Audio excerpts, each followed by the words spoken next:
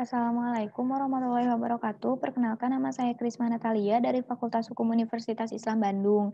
Saya akan mempresentasikan hasil dan pembahasan dari skripsi saya yang berjudul Penjatuhan Sanksi Terhadap Pelaku Tindak Pidana Pencabulan Anak dihubungkan dengan Undang-Undang Nomor 35 Tahun 2014 tentang perubahan atas Undang-Undang Nomor 23 Tahun 2002 tentang Perlindungan Anak. Studi kasus di Polres Sukabumi. Latar belakang permasalahannya, saat ini tingkat kriminalitas di Indonesia semakin meningkat dan berakibat kepada banyaknya korban dengan berbagai macam modus operandi. Salah satu yang menjadi korban kejahatan adalah anak-anak.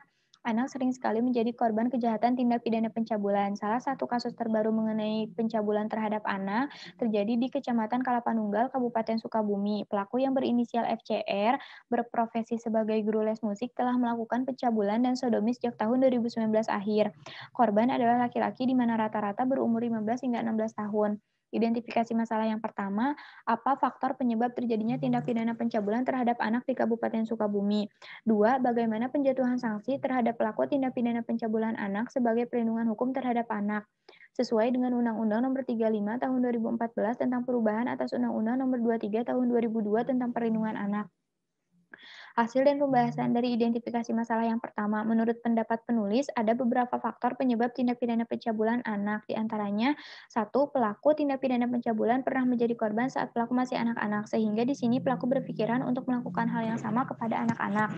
Kedua, adanya ketertarikan sesama jenis. Ketertarikan sesama jenis ini membuat pelaku tidak bisa tersampaikan kepada orang dewasa, sehingga pelaku menyampaikan kepada anak-anak. Tiga, pelaku membujuk korban dengan mengiming-imingi sesuatu yang korban sukai. Biasanya di masyarakat, pelaku akan mengiming-imingi korban dengan uang jajan. 4.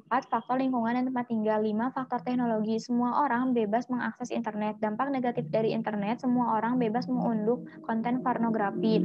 Orang yang telah kecanduan untuk menonton konten tersebut dan tidak bisa menyalurkan kepada orang dewasa, maka orang tersebut akan menyalurkan hasrat seksualnya kepada anak-anak. Karena berpikiran anak-anak tidak bisa melawan. 6. Faktor kebudayaan. Dengan kebudayaan semakin berkembang, Indonesia saat ini cenderung mengikuti kebudayaan modern sehingga orang yang memiliki penyimpangan seksual akan berpikiran itu adalah hal yang biasa.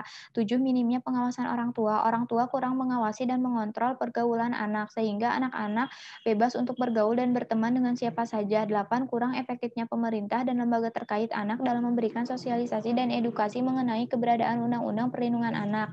Hasil dan pembahasan dari identifikasi masalah yang kedua, pelaku FCR ini akan disangkakan pasal 82 ayat 1 Undang-Undang Nomor 17 Tahun 2016 tentang Perpu, Undang-Undang Nomor 1 Tahun 2016 tentang perubahan kedua atas Undang-Undang Nomor 23 Tahun 2002 tentang perlindungan anak menjadi Undang-Undang Junto Pasal 76E, Undang-Undang Nomor 35 Tahun 2014 tentang perubahan atas Undang-Undang Nomor 23 Tahun 2002 tentang perlindungan anak. Pelaku FCR ini akan dikenakan penjara paling singkat 5 tahun dan paling lama 15 tahun dengan denda paling banyak 5 miliar rupiah. Unsur-unsur dari pasal 82 ayat 1 junto pasal 76E ini yang pertama setiap orang, kedua melakukan kekerasan atau ancaman kekerasan, memaksa, melakukan tipu muslihat, melakukan serangkaian kebohongan, atau membujuk anak untuk melakukan atau membiarkan dilakukan perbuatan cabul. 3. Antara beberapa perbuatan, meskipun masing-masing merupakan kejahatan atau pelanggaran, ada hubungannya sedemikian rupa sehingga harus dipandang sebagai perbuatan berlanjut.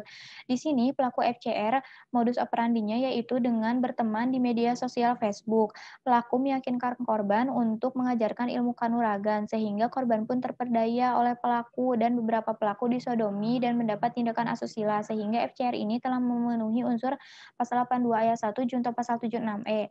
Kesimpulannya, menurut pendapat penulis, ada 8 faktor penyebab tindak pidana pencabulan terhadap anak. Yang kedua, FCR ini akan dikenakan pasal 82 ayat 1 Undang-Undang Nomor 17 Tahun 2016 tentang Perpu Nomor 1 Tahun 2016 tentang perubahan kedua atas Undang-Undang Nomor 23 Tahun 2002 tentang perlindungan anak menjadi Undang-Undang Junto pasal 76E Undang-Undang Nomor 35 Tahun 2014 tentang perubahan atas Undang-Undang Nomor 23 Tahun 2002 tentang perlindungan anak.